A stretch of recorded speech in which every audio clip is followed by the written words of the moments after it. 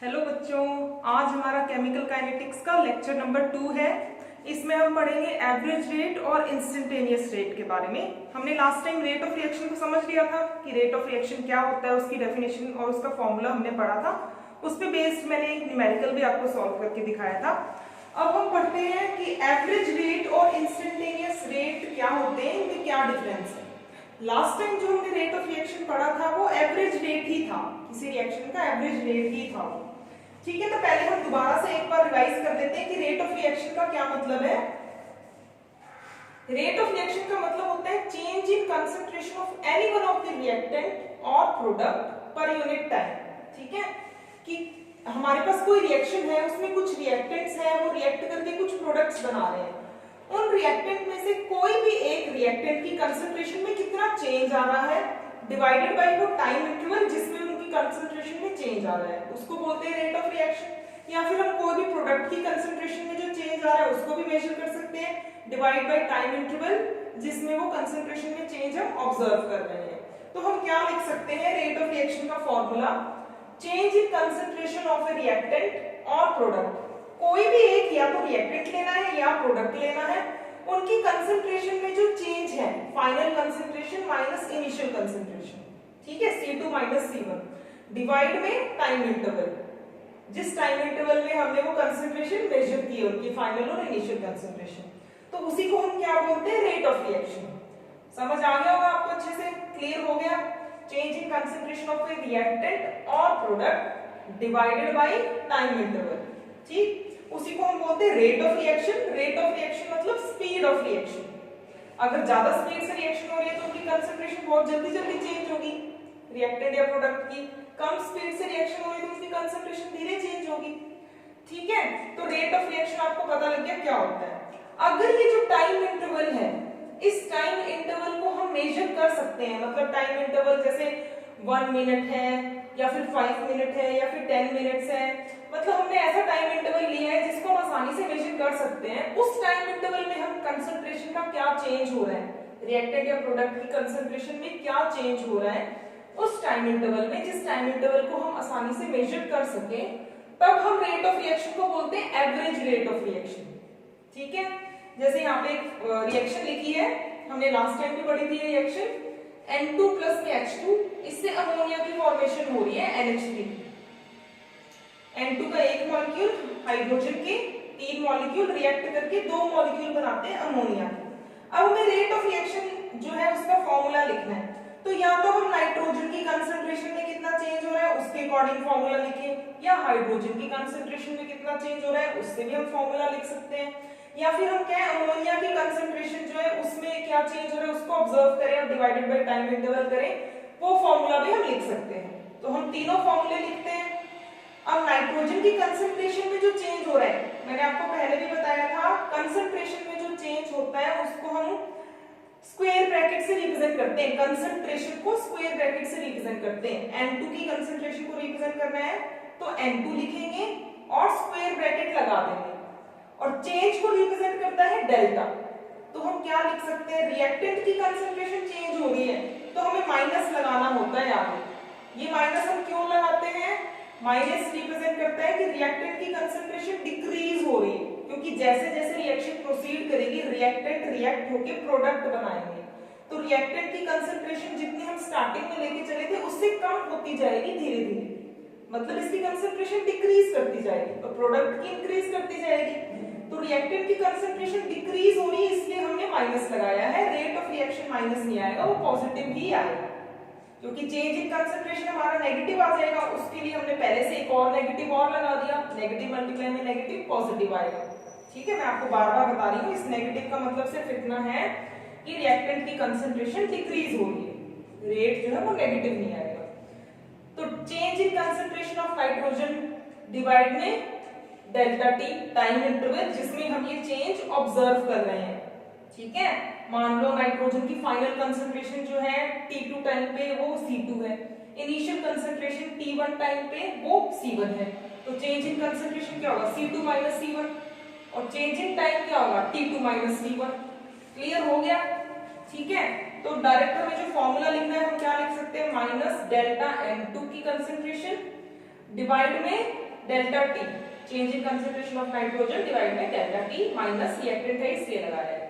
इसी तरह यहाँ पे हम हाइड्रोजन की फॉर्म में ये रिएक्शन का रेट लिखें, रेट ऑफ रिएक्शन क्या होगा minus delta H2 divide by delta T और मल्टीप्लाई में 1/3 हमें जरूर लिखना है। ये जो स्टोइचियोमेट्रिक कोएफिशिएंट है इसको हमें डिनोमिनेटर में लिखना होता है, यहाँ पे स्टोइचियोमेट्रिक कोएफिशिएंट से हमें डिवाइड करना होता है इसे, ठीक है, ये जरूर ध्यान रखना है। यहाँ पे तो कोई स्टोइचियोमेट्रिक कोएफिशिएंट था ही नहीं, हाइड्रोजन के साथ है तो -1/3 इसमें होना चाहिए फॉर्मूला में।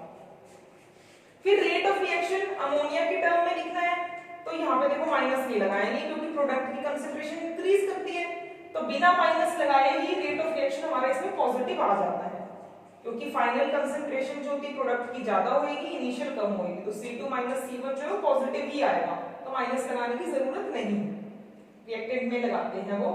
तो रेट ऑफ रिएक्शन क्या आएगा 1/2 मल्टीप्लाई में delta NH3 square bracket concentration को रिप्रेजेंट कर रहा है, delta change in concentration 1/2 delta NH3 divide में डेल्टा T। तो ये रेट ऑफ रिएक्शन का फॉर्मूला हो गया। इनमें से किसी भी एक फॉर्मूले से हम रेट ऑफ रिएक्शन जो है कैलकुलेट कर सकते हैं, अगर हमें चेंज इन कंसंट्रेशन और चेंज इन टाइम जो है वो पता हो तो। इनमें से कोई भी एक फॉर्मूला अप्लाई करके हम रेट ऑफ रिएक्शन निकाल सकते हैं, सिर्फ हमें क्या पता होना चाहिए, चेंज इन कंसंट्रेशन की वैल्यू और चेंज इन टाइम की वैल्यू जो है वो हमें पता होनी चाहिए। तो ये जो फॉर्मूलाज मैंने लिखे हैं ये फॉर्मूलाज किसके लिए हैं, एवरेज रेट ऑफ रिएक्शन के लिए हैं, जिसमें डेल्टा टी की वैल्यू को कैलकुलेट किया जा सकता है, ठीक है। डेल्टा टी बिल्कुल फ्रैक्शन ऑफ सेकंड नहीं है जिसको हम कैलकुलेट ही ना कर सके, जैसे 1 मिनट वैल्यू हो डेल्टा टी की मीन 60 सेकंड, ठीक है, या फिर जैसे 5 मिनट वैल्यू हो डेल्टा टी की, ऐसी वैल्यू जिसको मेजर कर सकते हैं, ठीक। तो ये जो एक्सप्रेशंस है ये किसको रिप्रेजेंट कर रहे हैं, एवरेज रेट ऑफ रिएक्शन। तो जो रेट ऑफ रिएक्शन हमने डिफाइन किया है वही एवरेज रेट ऑफ रिएक्शन की डेफिनेशन भी वही रहेगी, फॉर्मूला भी वही रहेगा, ठीक है। रेट ऑफ रिएक्शन को हमने क्या डिफाइन किया था, change in concentration of any one of the reactant और प्रोडक्ट पर यूनिट टाइम, उसको हम क्या बोलते हैं, रेट ऑफ रिएक्शन बोलते हैं, उसी को एवरेज रेट ऑफ रिएक्शन भी हम कहेंगे, ठीक है। तो ये एवरेज रेट ऑफ रिएक्शन के फॉर्मूलाज थे। अब हमें एक नई टर्म पढ़नी है, इंस्टेंटेनियस रेट ऑफ रिएक्शन, कि इंस्टेंटेनियस रेट ऑफ रिएक्शन क्या होता है।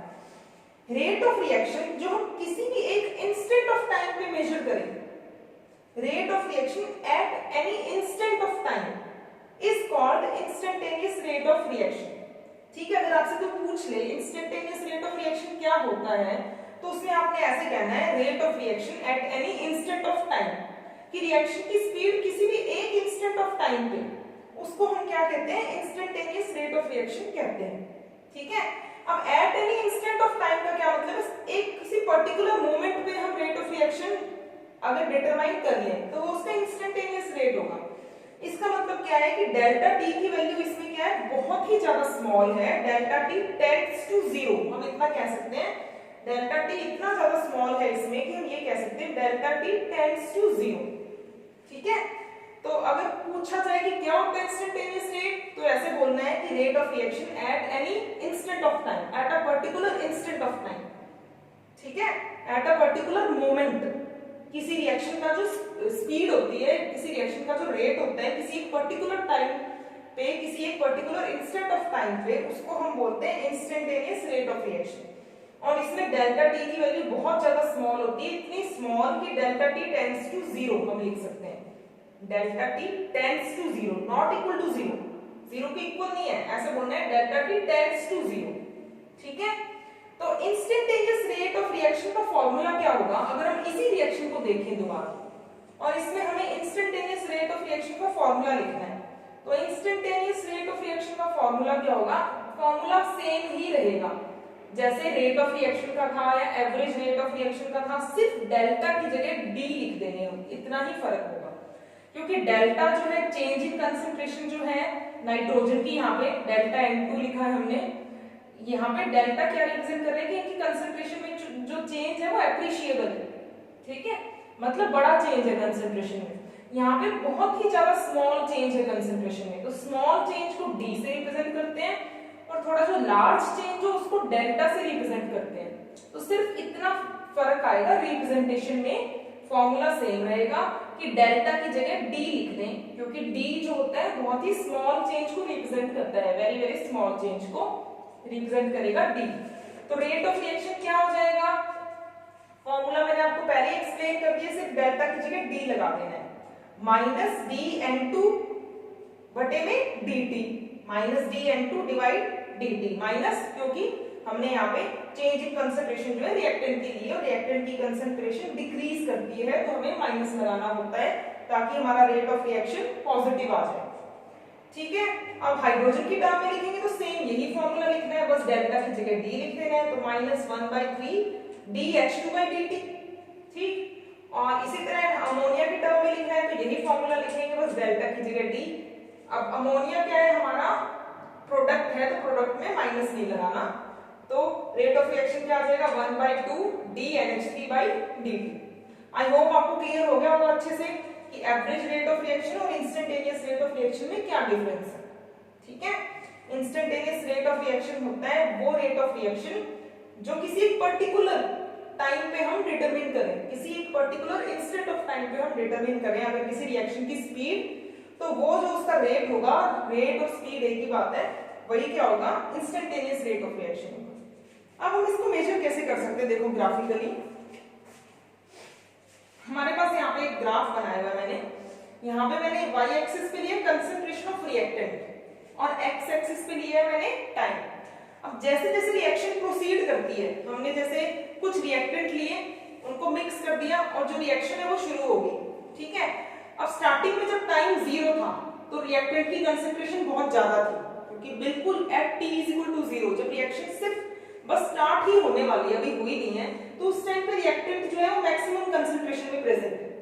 अब जैसे जैसे रिएक्शन प्रोसीड करेगी, रिएक्टेंट जो है रिएक्ट करते जाएंगे और प्रोडक्ट बनते जाएंगे, लेकिन मैंने यहाँ पे y एक्सिस पे प्रोडक्ट की कंसंट्रेशन ली नहीं है, इसमें क्या ली है, कंसंट्रेशन ऑफ रिएक्टेंट ली है, तो रिएक्टेंट तो रिएक्ट करते जाएंगे और प्रोडक्ट की फॉर्मेशन होती जाएगी। तो रिएक्टेंट रिएक्ट करते जाएंगे तो रिएक्टेंट की कंसंट्रेशन कम होती जाएगी, क्योंकि रिएक्टेंट कंज्यूम हो रहे हैं। जैसे जैसे टाइम बढ़ेगा रिएक्टेंट की कंसंट्रेशन जो है वो कम होती जाएगी, तो इस तरह का ग्राफ आएगा। सिंपल सी बात है। अब कोई भी रिएक्टेंट है, जैसे ये रिएक्टेंट थे, ये आपस में रिएक्ट करके अमोनिया बनाते जाएंगे, तो ये कंज्यूम हो जाएंगे तो इनकी कंसंट्रेशन क्या होती जाएगी, कम होती जाएगी। तो स्टार्टिंग में जब टाइम 0 था तब रिएक्टेंट की कंसंट्रेशन बहुत ज्यादा थी। अब जैसे जैसे टाइम इंक्रीज कर रहा है, रिएक्टेंट कंज्यूम हो रहे हैं, तो उनकी कंसंट्रेशन डिक्रीज हो रही है। ठीक है, तो ग्राफ हमारे पास इस तरह का है। ये ग्राफ समझ आ गया, जैसे जैसे टाइम बढ़ेगा रिएक्टेंट की कंसंट्रेशन डिक्रीज करती जाएगी। अब अगर हम इसी तरह का ग्राफ प्रोडक्ट को लेके बनाना चाहें, अब हमने कंसंट्रेशन ऑफ प्रोडक्ट ले ली मोल पर लीटर में और टाइम यहाँ पे सेकंड में। ठीक है, कंसंट्रेशन ऑफ प्रोडक्ट ले ली हमने मोल पर लीटर में, और यहाँ पे हमने इस एक्सिस पे, y एक्सिस पे तो कंसंट्रेशन ऑफ प्रोडक्ट ले लिया और x एक्सिस पे टाइम ले लिया। अब हम क्या है, प्रोडक्ट की कंसंट्रेशन जो है वो देख रहे हैं कि कितनी आ रही है, प्रोडक्ट की कंसंट्रेशन को डिटरमिन कर रहे हैं। अब जब टाइम 0 था, मतलब जब रिएक्शन शुरू ही नहीं हुई, तो रिएक्टेंट है हमारे पास, अभी वो रिएक्ट नहीं किए हैं, तो अभी प्रोडक्ट बने ही नहीं है। तो जब टाइम 0 है तो प्रोडक्ट की कंसंट्रेशन 0 है, इसीलिए ग्राफ जो ओरिजिन से शुरू हो रहा है, क्योंकि अभी रिएक्शन शुरू ही नहीं हुई। जब रिएक्शन शुरू होगी तभी तो हमारे पास प्रोडक्ट बनेंगे। तो जब t = 0 है तो प्रोडक्ट की कंसंट्रेशन क्या है हमारे पास, 0। अब जैसे जैसे टाइम बढ़ेगा, प्रोडक्ट बनने शुरू हो जाएंगे, रिएक्टेंट कंज्यूम होंगे, प्रोडक्ट बनने शुरू हो जाएंगे। प्रोडक्ट पहले थोड़ा सा बना, फिर और बन गया प्रोडक्ट, फिर और बन गया, मतलब प्रोडक्ट की कंसंट्रेशन इंक्रीज करती जाएगी। तो जैसे जैसे टाइम बढ़ेगा प्रोडक्ट की कंसंट्रेशन इंक्रीज करती जाएगी। ठीक है, तो हम इस तरह ये जो ग्राफ होगा इस तरह से आएगा, एक टाइम पे जाके प्रोडक्ट की कंसंट्रेशन जो है वो कांस्टेंट हो जाती है। ठीक, तो जैसे जैसे टाइम इंक्रीज करेगा प्रोडक्ट की कंसंट्रेशन इंक्रीज हो जाएगी, और एक टाइम पे जाके अब प्रोडक्ट की कंसंट्रेशन में कोई चेंज नहीं आ रहा, मैक्सिमम प्रोडक्ट जो बनने थे वो बन चुके हैं। ठीक है, तो प्रोडक्ट का जो ग्राफ है वो इस तरह से आएगा, अगर हम कंसंट्रेशन प्रोडक्ट की y एक्सिस पे लें और टाइम x एक्सिस पे लें। ठीक है, तो जैसे जैसे टाइम बढ़ेगा प्रोडक्ट की कंसंट्रेशन इंक्रीज करेगी, जैसे जैसे टाइम बढ़ेगा रिएक्टेंट की कंसंट्रेशन डिक्रीज करेगी। तो ये दोनों ग्राफ समझ में आ गए। अब इन ग्राफ से अगर हमें इनमें वैल्यूज दी हुई है, ठीक है, मतलब टाइम की वैल्यूज दी हुई है और हमें निकालना हो एवरेज रेट ऑफ रिएक्शन निकालना हो, तो रेट ऑफ रिएक्शन क्या होता है, जो रेट ऑफ रिएक्शन होता है वही एवरेज रेट ऑफ रिएक्शन होता है। और रेट ऑफ रिएक्शन क्या होता है, जैसे प्रोडक्ट की टर्म में हमें निकालना है, क्योंकि इस ग्राफ में तो प्रोडक्ट की कंसंट्रेशन दी हुई है, तो एवरेज रेट ऑफ रिएक्शन कैसे निकालोगे, आपको दो टाइम इंटरवल दिए हुए हैं, मान लो इधर जो टाइम इंटरवल है वो दिया हुआ है t2 दिया हुआ है 8 सेकेंड और t1 दिया हुआ है 6 सेकेंड, ठीक है। अब 6 सेकेंड जब टाइम था, इसको लाइन को ऊपर लेके जाएंगे, जब t1 जो है 6 सेकेंड है, तो इस पॉइंट पे जब टाइम हमारे पास 6 सेकेंड है तो कंसंट्रेशन कितनी है C1, मान लो ये हमारे पास है 6 मोल्स है पर लीटर, ठीक है, 6 मोल्स है पर लीटर, ये मान लो, ठीक।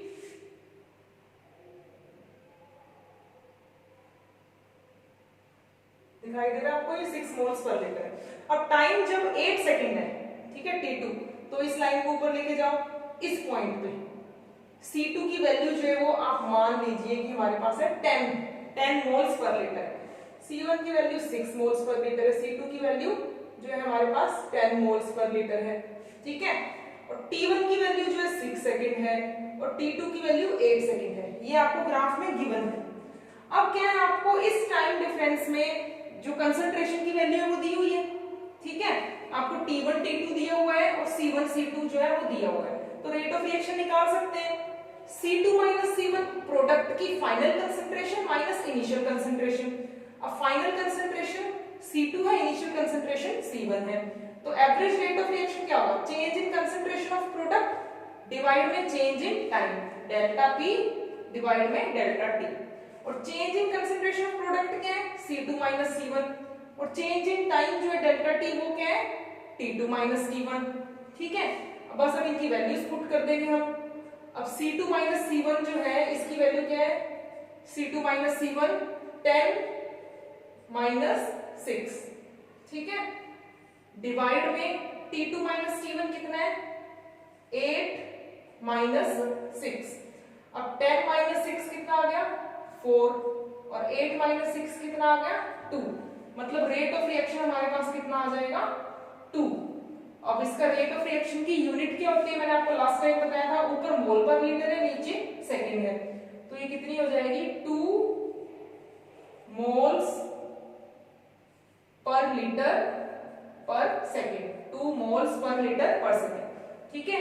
ये क्या आ जाएगा, एवरेज रेट ऑफ रिएक्शन आ जाएगा, जो हमने ग्राफिकली निकाल लिया, कुछ भी नहीं है, बस हमने फॉर्मूला ही अप्लाई किया है, change in concentration of product divide में चेंज इन टाइम, ठीक है, और वो आपको वैल्यूज जो है ग्राफ में दी हुई है। इसी तरह अगर इस ग्राफ से निकालना पड़े आपको,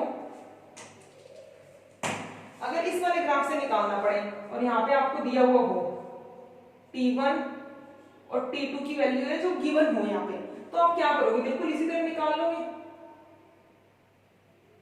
T1 टाइम पे कंसंट्रेशन देख लोगे कितनी है C1, ठीक है, और T2 टाइम पे कंसंट्रेशन देख लोगे कितनी है C2, ठीक। T1 टाइम पे कंसंट्रेशन C1 और T2 टाइम पे कंसंट्रेशन C2, तो जो एवरेज रेट ऑफ रिएक्शन जो आएगा वो कितना आएगा, अब C2 माइनस C1, देखो C2 की वैल्यू कम है तो पहले से हमें एक माइनस लगाना पड़ेगा, क्योंकि यहाँ पे कंसंट्रेशन जो है रिएक्टेंट की है और रिएक्टेंट की कंसंट्रेशन डिक्रीज करती है, मैंने आपको अभी बताया, तो रिएक्टेंट वाले फॉर्मूले में हमें क्या करना पड़ता है, माइनस पहले से लगाना पड़ता है, क्योंकि C2 माइनस C1 की वैल्यू जो है वो नेगेटिव आएगी, नेगेटिव से नेगेटिव को मल्टीप्लाई कर देंगे तो रेट ऑफ रिएक्शन पॉजिटिव आ जाएगा। तो जो एवरेज रेट ऑफ रिएक्शन है इस केस में क्या आएगा, C2 माइनस C1, एक माइनस पहले से लगा देंगे और डेल्टा T कितना होगा T2 minus T1, delta T तो पॉजिटिव ही आएगा, फाइनल टाइम ज्यादा है इनिशियल टाइम कम है, बस जो वैल्यूज गिवन होगी उससे एवरेज रेट ऑफ रिएक्शन जो है हम फाइंड आउट कर सकते हैं, ठीक है, क्लियर हो गया, समझ आ गया। अब इसी ग्राफ को हम दोबारा से ड्रॉ कर लेते हैं, इन्हीं दोनों ग्राफ को, क्योंकि मैंने यहाँ पे एवरेज रेट ऑफ रिएक्शन निकालना समझाया आपको, अब मैं सिखाती हूँ आपको कि इंस्टेंटेनियस रेट ऑफ रिएक्शन जो है वो किस तरह से निकालते हैं, ठीक है। तो बिल्कुल इसी तरह के जो ग्राफ है हम दोबारा ड्रॉ कर लेते हैं। कंसंट्रेशन ऑफ रिएक्टेंट, यहाँ पे कंसंट्रेशन ऑफ रिएक्टेंट लेंगे y एक्सिस पे, टाइम जो है x एक्सिस पे, तो इसी तरह का ग्राफ आएगा। जैसे जैसे टाइम बढ़ेगा तो रिएक्टेंट की कंसंट्रेशन डिक्रीज करेगी।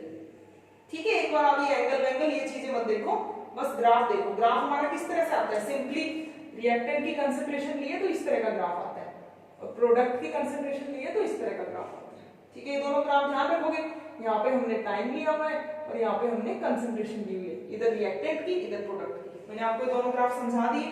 ठीक है, तो इस तरह के ग्राफ आते हैं जब रिएक्टेंट की कंसंट्रेशन को मेजर करते हैं, जब टाइम इंक्रीज कर रहे हैं, और इस तरह का ग्राफ आता है जब प्रोडक्ट की कंसंट्रेशन जो है वो हम डिटरमाइन करते हैं और टाइम इंक्रीज कर रहे हैं। ठीक है, तो यही हमने ग्राफ जो है दोबारा ड्रॉ कर लिया। तो ये दोनों ग्राफ आपको दोबारा समझाने की जरूरत नहीं है कि हमने इनको कैसे ड्रॉ किया।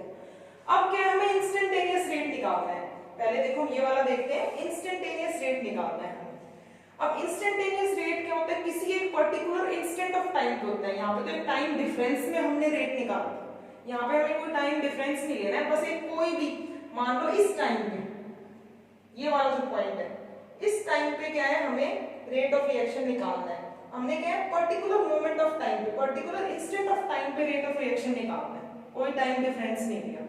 ठीक है, मान लो अगर यहाँ पे हमें 1 सेकेंड 2 3 4 5 6 7 8 सेकेंड, इस तरह हमें क्या है सेकेंड्स में टाइम दिया हुआ है, मान लो ये 8 सेकेंड है। 8 सेकेंड पे इस टाइम पे जब रिएक्शन पहुंची है, जब 8 सेकेंड के बाद इस टाइम पे जो रिएक्शन है उसकी स्पीड क्या होगी पर्टिकुलर इस टाइम पे, तो उसको हम बोलते हैं instantaneous rate, rate of reaction at any instant of time, at a particular instant of time, वो हमारे पास इंस्टेंटेनियस रेट होता है। तो जिस टाइम पे हमें रेट ऑफ रिएक्शन निकालना है उस टाइम पे क्या है, हम ये जो लाइन है इसको एक्सटेंड कर लेंगे और ग्राफ को देखेंगे कहां पे कट करती है। ठीक है, अगर हमें इस टाइम पे निकालना था तो हमने क्या है इस लाइन को ऊपर एक्सटेंड किया, जिस टाइम पे हमें रेट को डिटरमाइन करना है लाइन को ऊपर एक्सटेंड करेंगे, तो ये ग्राफ जो है इसको ये इस पॉइंट पे कट कर रही है। जिस पॉइंट पे ये लाइन जो है इसको कट कर रही है उस पॉइंट पे हमें टेंजेंट ड्रॉ कर लेनी है। ये मैंने क्या ड्रॉ किया है, टेंजेंट। किस पॉइंट पे, जिस पॉइंट पे हमें इंस्टेंटेनियस रेट निकालना है, जिस टाइम पे, इस टाइम से हमने एक लाइन खींच ली और जिस पॉइंट पे ग्राफ को कट कर रही है उस पॉइंट पे हमने टेंजेंट ड्रॉ कर लिया। पता लग गया ये क्या बनाई है, टेंजेंट बनाई है। ठीक है, अब क्या है हमें इंस्टेंटेनियस रेट कैसे पता लगेगा, हमने टेंजेंट तो ड्रॉ कर ली। ठीक, अब इस टेंजेंट को क्या आप कितना भी लंबा खींच सकते हो, इस तरह, जैसे मैं इतने से बना दी है टेंजेंट, या मैं इसको और बड़ी बना दूं। टेंजेंट तो ड्रॉ करनी आती है ना, जो बस एक इस पर्टिकुलर पॉइंट पे ही कट करेगी, ये टेंजेंट बनाती है वैसे। ठीक है, अब जो इंस्टेंटेनियस रेट होगा वो क्या होगा, इस टेंजेंट का जो स्लोप होगा उसके इक्वल होगा। ठीक है, इंस्टेंटेनियस रेट, आर इंस्टेंटेनियस लिखा है RINST, instantaneous rate of reaction is equal to slope of tangent. Slope of tangent का क्या मतलब है, ये जो टेंजेंट है, ये जो हमारे पास टेंजेंट है, ये एक्स एक्सिस के साथ एक एंगल बना रही होगी। देखो अगर मैं इसको आगे लेके जाऊं, यहाँ पे इस एक्स एक्सिस को इधर लेके जाऊं, टेंजेंट को इधर लेके जाऊं, तब यहाँ पे कुछ थीटा एंगल बनेगा। इस एक्स एक्सिस के पैरेलल ही मैं एक लाइन ड्रॉ कर रहा हूं। ठीक है, तो एक्स एक्सिस के साथ ये वाला एंगल बना रही है टेंजेंट, तो ये जो टेंजेंट है एक्स एक्सिस के साथ थीटा एंगल बना रही है जो हमने टेंजेंट ड्रॉ की है। ठीक है, तो यहाँ पे जो स्लोप होगा वो क्या होगा, स्लोप इक्वल होता है हमेशा tan थीटा। ठीक है, इंस्टेंटेनियस रेट जो होता है वो स्लोप ऑफ टेंजेंट के इक्वल होता है, और स्लोप ऑफ टेंजेंट जो होता है वो tan थीटा के इक्वल होता है।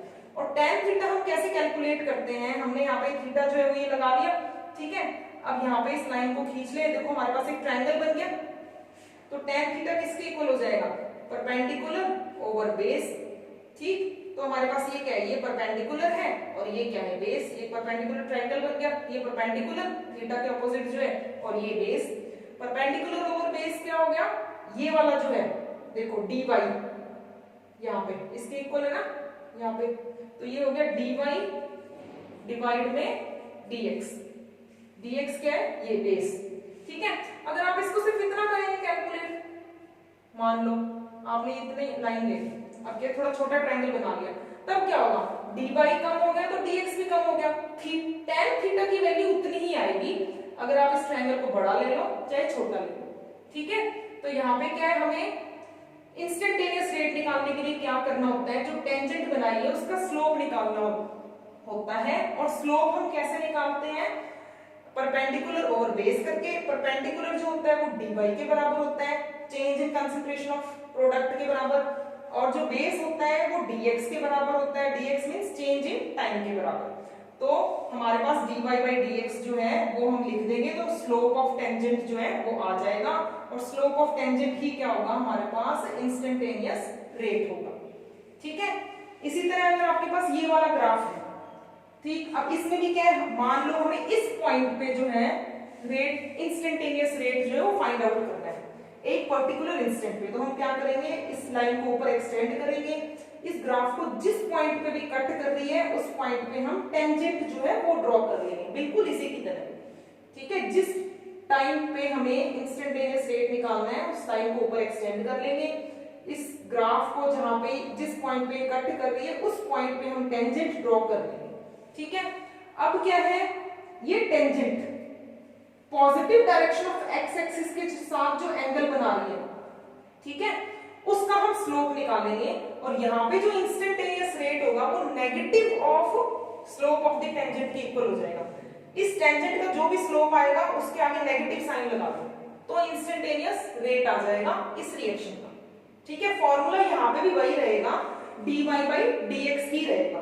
ठीक है, तो नेगेटिव क्यों लगाया है, क्योंकि कंसंट्रेशन ऑफ रिएक्टेंट की है, जो है रिएक्टेंट की कंसंट्रेशन हम मेजर कर रहे हैं, जैसे हमने यहाँ पे लगाया था रिएक्टेंट की कंसंट्रेशन में नेगेटिव, इसी तरह यहाँ पे भी हमें क्या है, स्लोप के आगे नेगेटिव लगाना पड़ेगा। इसको हम देखो मैथमेटिकली भी समझ सकते हैं। इस बार जो ये एंगल है ना, हमें देखो ये वाला लेना है, क्योंकि जो ये टेंजेंट होती है पॉजिटिव डायरेक्शन ऑफ एक्सिस के साथ जो एंगल बनाती है वो वाला tan थीटा हमें निकालना होता है। यहाँ पे पॉजिटिव डायरेक्शन ये थी, इस साइड तो देखो नेगेटिव डायरेक्शन हो जाती है, जैसे ये होता है ना, ये वाली पॉजिटिव डायरेक्शन, और ये इस साइड जो होती है वो हमारे पास क्या होती है, नेगेटिव डायरेक्शन एक्स एक्सिस की। तो पॉजिटिव डायरेक्शन ये है, ठीक है, तो ये जो टेंजेंट है ये वाला जो एंगल बना रही है, अगर इस एंगल को हम थीटा मान लें तो ये वाला एंगल कितना हो जाएगा, ये टोटल तो 180 है, 180 माइनस थीटा हो जाएगा। ठीक है, तो tan 180 माइनस थीटा हम निकालेंगे। ठीक, और मैथमेटिकली tan 180 माइनस थीटा जो होता है वो माइनस ऑफ tan थीटा के ही बराबर होता है। तो ये जो tan थीटा अगर हम निकाल लें और उसके आगे हम माइनस लगा दें तो हमारे पास क्या है, स्लोप आ जाता है। और tan थीटा का फॉर्मूला वही रहेगा, perpendicular over base, perpendicular over base, perpendicular क्या है देखो dy, और बेस क्या है देखो dx। तो परपेंडिकुलर ओवर बेस, आगे नेगेटिव हमने लगा दिया, तो परपेंडिकुलर क्या है dy और बेस क्या है dx। ठीक है, तो हमारे पास यहाँ पे स्लोप ही नेगेटिव आ गया, और हमने क्या कहा है, जो भी स्लोप आएगा उसके आगे एक और नेगेटिव लगा दें तो हमारे पास इंस्टेंटेनियस रेट क्या आ जाएगा, पॉजिटिव आ जाएगा। इस केस में स्लोप नेगेटिव आता है और हमने स्लोप के आगे एक और नेगेटिव लगा दिया तो इंस्टेंटेनियस रेट क्या आ जाता है हमारे पास, पॉजिटिव। तो देखो कंक्लूजन हमने क्या निकाला, ये सब आपको करने की जरूरत नहीं है, आपने सिर्फ क्या करना है, एक पॉइंट पे टेंजेंट ड्रॉ करनी है, ठीक है, और फिर dy by dx निकाल लेना है। इस पॉइंट पे भी टेंजेंट ड्रॉ करनी है, dy by dx निकाल लेना है। अगर आप dy को बढ़ाओगे तो dx भी बढ़ जाएगा, dy को कम करोगे तो dx भी कम हो जाएगा, वैल्यू सेम ही आएगी। तो इंस्टेंटेनियस रेट अगर प्रोडक्ट की कंसंट्रेशन लेते हो तो स्लोप ऑफ टेंजेंट के इक्वल होता है। इंस्टेंटेनियस रेट निकालने के टाइम पे आप ग्राफ में रिएक्टेंट की कंसंट्रेशन लेते हो तो negative of slope of tangent होता है, और स्लोप ऑफ